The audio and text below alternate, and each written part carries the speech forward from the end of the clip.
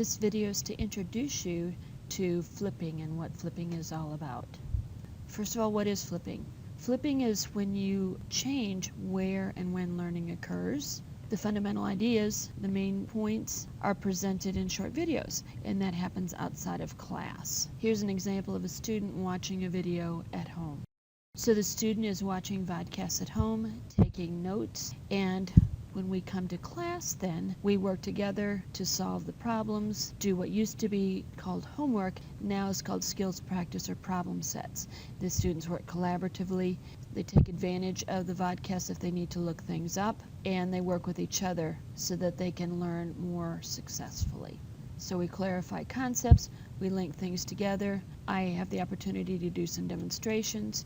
We also do labs, but introduction of concepts can happen outside of class, again via videos. Here's one walking through some techniques that they need for qualitative analysis lab. This is some introductory techniques for the qual lab. This is mixing a solid. You're going to hang onto the test tube at the top. To decant, you're pouring the liquid off of a solid, so you're going to carefully pour into a new test tube. We also do formative assessments online. Rather than grading homework, the students take quizzes similar to the questions they worked on as problem sets. These are on Moodle. They usually get 2, sometimes 3 formative assessments per unit. They can check their answers after each one. If they get it right, they can keep going. If they get it wrong, they have the chance to go back and try again. So here's what a quiz looks like.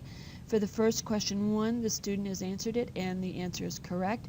They looked at the checkbox, checked it, and they were right. The second question 2, they selected an answer, checked, and found out that that is incorrect. So they have the opportunity now to go back, check their notes, and see if they can come up with the correct answer the second time. So we're working on mastery here. How do I get the information to the students? I use Moodle. I have 3 classes that I teach, and all of them have information on Moodle. Our school has Moodle, and the students have access to it. The teacher puts students into the class, and then they can log on and get to it. This is what our AP Chemistry page looks like. This is for Chapter 12. On the right side, you see the table of contents. The students can select the chapter they want to work from. So here is the schedule for the unit, giving what's going on each day and the homework for each day. We have a variety of types of files that are available. These are PDF files. Here's the notes that students would want to download so that they can take notes while they're watching the vodcast. Vodcast icons look like this. They're identified. Problem set students can print if they want to. We generally provide copies for them in class, but if they need a secondary set, they're available on Moodle.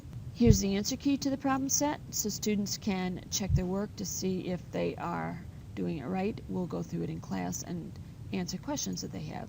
And then finally, here's the formative assessment, the quiz, and so they go here and try it out. This is from the teacher's view. This assignment has been loaded into Moodle, but it's not accessible to the students yet, thus it's gray rather than dark. So flipping first has to happen as a teacher in your mind. You change how you use class time, and you change what you ask the students to do in class and outside of class.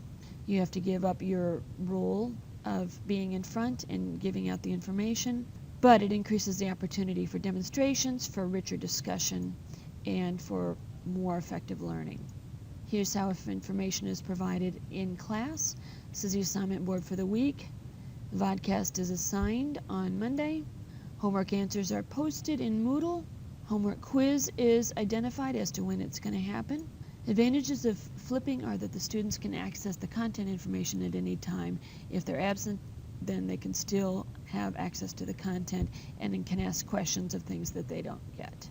Students can pause and rewind the vodcast. That's a lot tougher to do when you're trying to present information in class. With the students able to collaborate and work together, they have the opportunity to ask each other questions, and they actually learn more thoroughly when they do that than trying to do it on their own.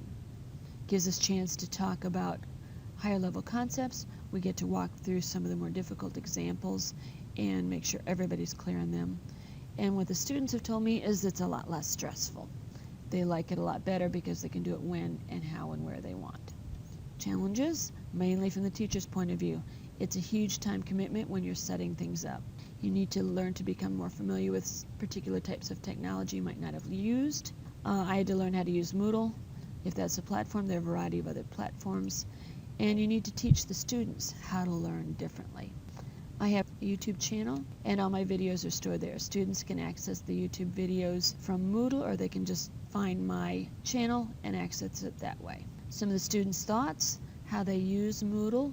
Most of them watch it more than once. Most of them watch it before they take the test. Here's how they use it. They watch it and take notes for the most part. They like the flexibility. They like to have the vodcasts accessible to them rather than getting information as lectures in class. They like the fact that we summarize the vodcasts and that we do chapter problems in class and have the ability to work with others.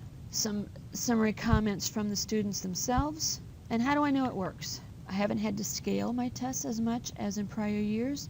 I get way better questions and much more interesting discussions. It's much more rich than it has been in the past because we have time to do it. Students have told me repeatedly that it's way less stressful. They like being able to work on the problems with each other, and they like being able to get to the content outside of class. The final thing that allowed me to figure out that this was successful was that 100% of my students last year in AP Chemistry passed the AP test.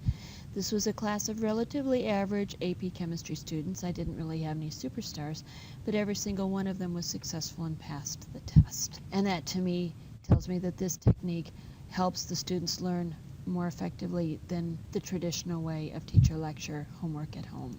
If you want to get a hold of me, if you have questions or you want to take a look at some of the videos, here's my email address. Here's the YouTube channel where all my videos are stored. And if you want to get to the Moodle pages, all of my Moodle classes have guest access, and you're welcome to take a look at them.